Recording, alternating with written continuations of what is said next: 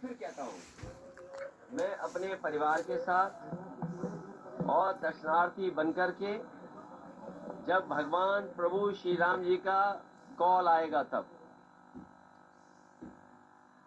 BJP कह रही है कि समाजवादी पार्टी सुप्रीमो के कहने पर आज के मुकाबला में मेरी बीजेपी राष्ट्र में झूठ बोलती है।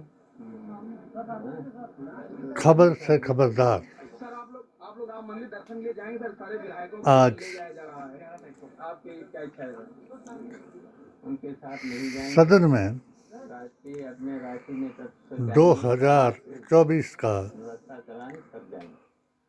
चुनाव जीतने का एजेंडा तैयार।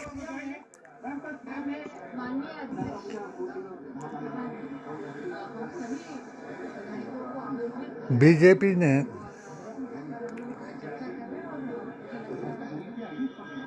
रखा सफेद पत्र और कांग्रेस ने काला। क्या है ये सफेद और काला,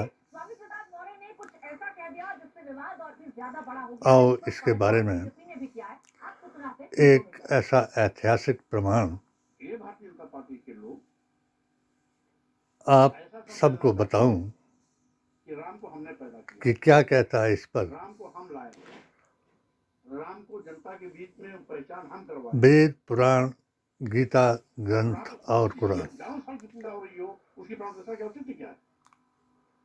और प्राण प्रतिष्ठा करके ये साबित करना चाहते हैं कि भगवान राम सब लोग निष्प्राण हो चुके हैं, नास्तिक और आस्तिक में बट जाएंगे हम उन्हें प्राण दान और आस्था और अकीदा ही धर्म की पहचान होगी। यानी अपने को राम से भी बड़ा साबित करने की कोशिश कर रहे हैं। मोदी जी ने प्राण प्रतिष्ठा करने वाला, प्राण देने वाला, जीवन दान 2013 के बाद इस पार्टी में अपनी आस्था का सबूत देकर पूरी दुनिया को राम का परिचय करा दिया और अपनी उंगली से पकड़कर राम जी को उसके लिए केवल और केवल समाजवादी पार्टी के मुखिया अखिलेश यादव एक महल में पहुंचा दिया। इसमें किसी को तकलीफ नहीं होनी चाहिए। जो धर्म की परिभाषा जानता है और आस्था और अकीदे को जानता है, उसको अचंभा नहीं होना चाहिए। अचंभा उनको होना चाहिए कि जो भारतीय संविधान, कुरान और नबी के फरमान को जानते हैं।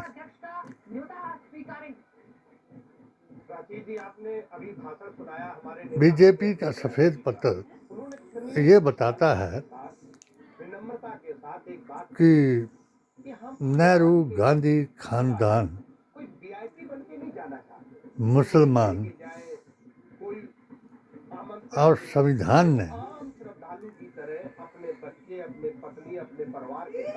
लोगों के अधिकारों को छीना, धन को लूटा और अब 2014 में उनके हाथ से भारत छूटा। इसलिए हम अपनी गिनती कराते हैं और वो भी राम के नाम पर। हर रोज आप देखते होंगे कि अब एक ही प्रचार मोदी जी, योगी जी और हमारे यहाँ भी जोगी जी यही कर रहे हैं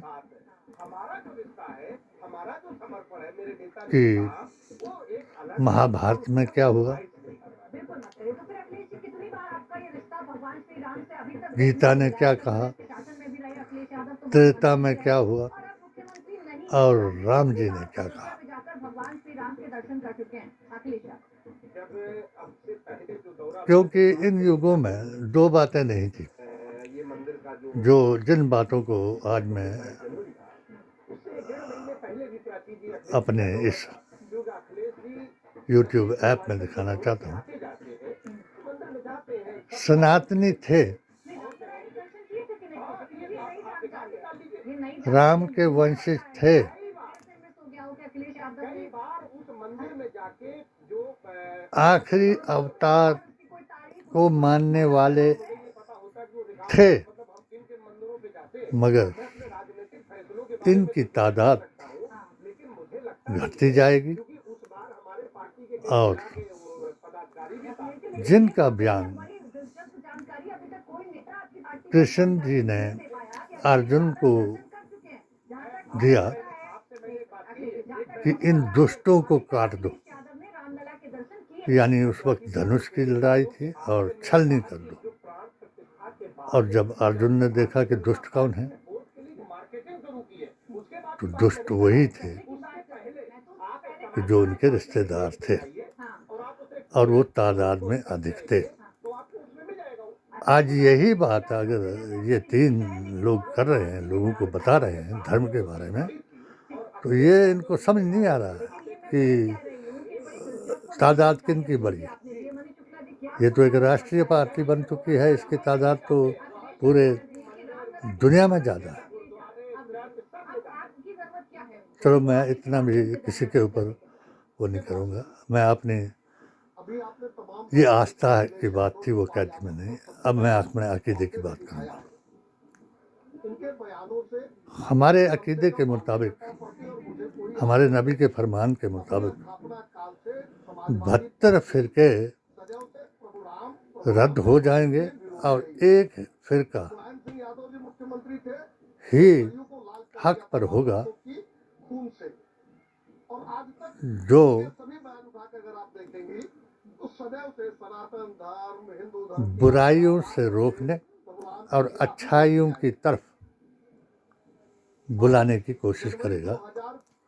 वो है भारत में पीरे तरीक़त वली हिंद द्वारा लाया गया दीन, जिसका मैंने 2019 में 4 यारों, 4 इमामों और 4 अपने पीरों